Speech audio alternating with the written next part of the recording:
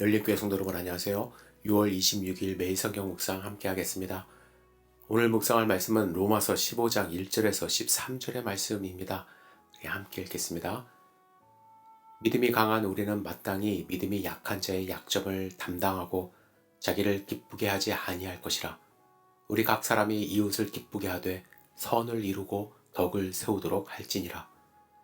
그리스도께서도 자기를 기쁘게 하지 아니하셨나니 기록된 바 주를 비방하는 자들의 비방이 내게 미쳤나이다 함과 같으니라. 무엇이든지 전에 기록된 바는 우리의 교훈을 위하여 기록된 것이니 우리로 하여금 인내로 또는 성경의 위로로 소망을 가지게 함이니라. 이제 인내와 위로의 하나님이 너희로 그리스도 예수를 본받아 서로 뜻이 같게 하여 주사 한 마음과 한 입으로 하나님 곧 우리 주 예수 그리스도의 아버지께 영광을 돌리게 하려 하노라. 그러므로 그리스도께서 우리를 받아 하나님께 영광을 돌리심과 같이 너희도 서로 받으라. 내가 말하노니 그리스도께서 하나님의 진실하심을 위하여 할례의 추종자가 되셨으니 이는 조상들에게 주신 약속들을 견고하게 하시고 이방인들도 그 긍휼하심으로 말미암아 하나님께 영광을 돌리게 하려 하심이라. 기록된 바 그러므로 내가 열방 중에서 주께 감사하고 주의 이름을 찬송하리로다 함과 같으니라. 또 이르되 열방들아 주의 백성과 함께 즐거워하라 하였으며 또 모든 열방들아 주를 찬양하며 모든 백성들아 그를 찬송하라 하였으며 또 이사야가 이르되 이새의 뿔이 곧 열방을 다스리기 위하여 일어나시는 이가 있으리니 열방이 그에게 소망을 두리라 하였느니라. 소망이 하나님이 모든 기쁨과 평강을 믿음 안에서 너희에게 충만하게 하사 성령의 능력으로 소망이 넘치게 하시기를 원하노라. 아멘. 예수님이 어느 날 사마리아 사람들이 사는 마을을 지나가시다가 우물가에서 한 여인을 만납니다. 개역 개정 성경에는 6시쯤 되었다고 하는데 이는 지금 시간으로 정오입니다. 이 시간은 너무도 더운 시간이기 때문에 이 지역에서는 아무도 이 시간에 우물에 와서 물을 기르지 않습니다. 이 여인은 사람의 눈을 피하며 살았기 때문에 이 시간에 온 거예요. 예수님은 이 여인과 대화를 합니다. 그러다가 생뚱맞게 내 남편을 불러오라고 하십니다. 그런데 이 여인은 나는 남편이 없다고 대답을 해요. 이에 대해 예수님은 내 말이 옳다. 너에게 남편 5이 있었고 지금 있는 자도 내 남편이 아니니 내 말이 참되다 말씀하십니다. 그런데 중요한 것은 그 뒤에 나오는 여인의 말이에요. 반응이에요. 요한복음 4장 19절에 보면 여자가 이르되 주여 내가 보니 선지자로소이다. 이어서 20절에 우리 조상들은 이 산에서 예배하였는데 당신들의 말은 예배할 곳이 예루살렘에 있다 하더이다. 이런 말을 합니다. 여러분 좀 생뚱맞지 않나요? 남편의 이야기를 지금까지 해왔는데 이 여인은 갑자기 남편 이야기에서 예배 이야기로 건너뛰어요. 저는 왜 그럴까? 이 여인이 지금 갈급해요. 하나님에 대한 자기 영혼에 대한 갈급함이 있는 거예요. 저는 이 여인의 갈급한 마음이 우리 인간의 본성이라고 생각합니다.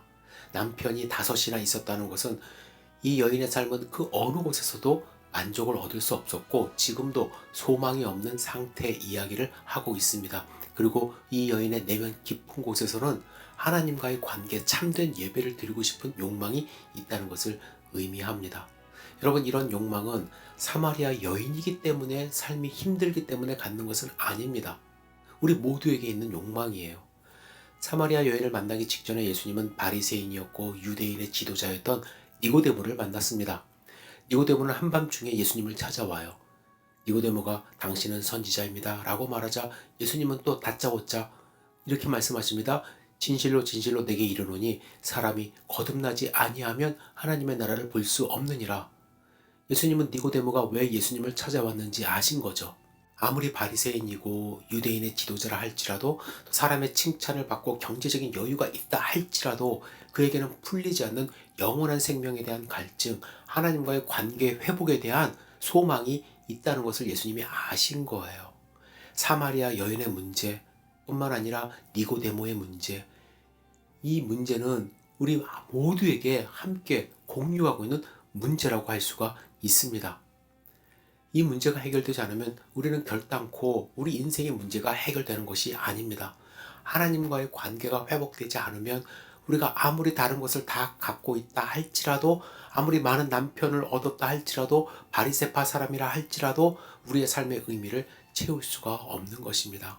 그래서 4절에 보시면 무엇이든지 전에 기록된 바는 우리의 교훈을 위하여 기록된 것이니 우리로 하여금 인내로 또는 성경의 위로로 소망을 가지게 함이라고 말씀하십니다. 하나님이 말씀을 전해주셨는데 기록하신 이유가 뭐냐면 소망이 없는 우리에게 결국에는 소망을 갖게 하시려고, 그 소망을 통해서 위로하시고 격려하시기 위하여 말씀을 주셨다라는 거예요. 구약의 말씀을 통해서는 끊임없이 우리에게 필요한 메시아가 올 것이다, 메시아에 대한 소망을 주십니다. 우리는 하나님과의 끊어진 관계로 인하여 죄를 지을 수밖에 없는 존재이지만 구약의 약속을 통해서 하나님은 약속하신 하나님의 아들 메시아를 주실 것을 통하여 소망을 사람들에게 주셨고, 신약에서는 오신 예수님을 통해서 우리는 하나님과의 관계를 회복할 수 있다는 것을 보여주시며 우리에게 소망을 주시고자 합니다. 그리고 이러한 소망을 주시는 궁극적인 이유가 6절에 나옵니다. 한 마음과 한 입으로 하나님 곧 우리 주 예수 그리스도의 아버지께 영광을 돌리게 하려 하노라. 하나님은 우리에게 소망을 주시기를 원하는데 어떤 소망이냐? 하나님께 영광을 돌리게 하는 것. 거꾸로 얘기하면 우리가 하나님께 영광을 돌리는 관계로 회복이 일어나는 것, 그것이 바로 우리에게 참 소망이 되는 것이고, 그 소망을 얻을 수 있다는 것을 알려주시기 위해 우리에게 말씀을 주셨다는 것입니다. 그래서 우리 삶에서 가장 급하게 먼저 회복해야 할 것이 무엇입니까? 우리의 삶 가운데 소망을 얻을 수 있는 게 무엇입니까? 경제적인 안정, 정치, 인간관계? 그 이전에 하나님과의 관계가 회복되어 하나님께 영광을 돌리는 삶을 사는 것입니다. 그때 영원한 소망을 갖게 되고 하나님과의 관계를 통해서 만족을 얻을 수 있게 되는 것이죠. 바울은 13절에서 이렇게 기도합니다. 소망의 하나님이 모든 기쁨과 평강을 믿음 안에서 너희에게 충만하게 하사 성령의 능력으로 소망이 넘치게 하시기를 원하노라. 이 바울의 기도가 우리의 기도가 되었으면 좋겠습니다. 성령의 능력으로 소망이 넘치는 삶이 되었으면 좋겠습니다. 이 소망 잊지 마시고 하나님과의 관계 주신 것에 대하여 감사함으로 하루하루 사시기를 주님의 이름으로 축복합니다. 기도하겠습니다. 전능하신 주님, 오늘 본문의 말씀을 통해서 주시는 하나님의 음성을 마음 가운데 새길 수 있도록 인도하여 주시옵소서. 주님의 말씀을 가지고 소망 넘치는 삶을 살 수 있도록 도와주시옵소서. 세상 가운데 힘들고 어려운 일이 있다 할지라도 우리의 이 참 소망을 놓지 않고 기쁨으로 승리하는 삶 살 수 있도록 축복하여 주시옵소서. 예수님의 이름으로 기도드렸사옵나이다. 아멘.